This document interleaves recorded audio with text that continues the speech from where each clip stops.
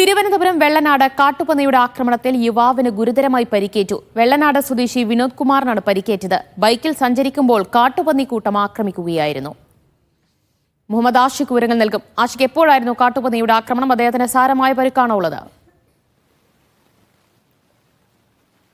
ദിവ്യ, കഴിഞ്ഞ ദിവസമാണ് ഈ അപകടം നടക്കുന്നത്. വിനോദ് കുമാർ രാത്രി വീടിന് സമീപത്ത് കൂടി ഇരുചക്ര വാഹനത്തിൽ ഓടിച്ചു പോകുമ്പോഴാണ് തൊട്ടടുത്ത പൊന്തക്കാടിനുള്ളിൽ നിന്ന് ഒരു കൂട്ടം കാട്ടുപന്നികൾ ഇയാൾ ആക്രമിക്കുന്നത്. ഇരുചക്ര വാഹനത്തിന് നേരെ ഈ പന്നിക്കൂട്ടം ആക്രമണം നടത്തുകയായിരുന്നു.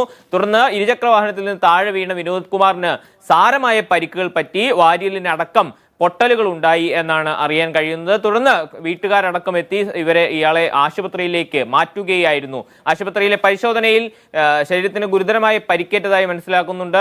വാരിയലിൽ ഒടിഞ്ഞതിനെ തുടർന്ന് ശ്വാസകോശത്തിനും കരളിനും അടക്കം ഗുരുതരമായി പരിക്കേറ്റിട്ടു. ഈ പ്രദേശത്ത് കാട്ടുപന്നികളുടെ ശല്യം സ്ഥിരം സംഭവമാണെന്നാണ് നാട്ടുകാർ പറയുന്നത്. ഇതിനുവേണ്ടി ഇത് ഒഴിവാക്കാനുള്ള ഇടപെടലുകൾ നടത്തണം എന്നാണ് നാട്ടുകാരുടെ ആവശ്യം. ഇപ്പോൾ ഒരു 45-കാരനായ യുവാവിനാണ് കാട്ടുപന്നിയുടെ ആക്രമണത്തിൽ ഗുരുതരമായി പരിക്കേറ്റിട്ടുള്ളത്.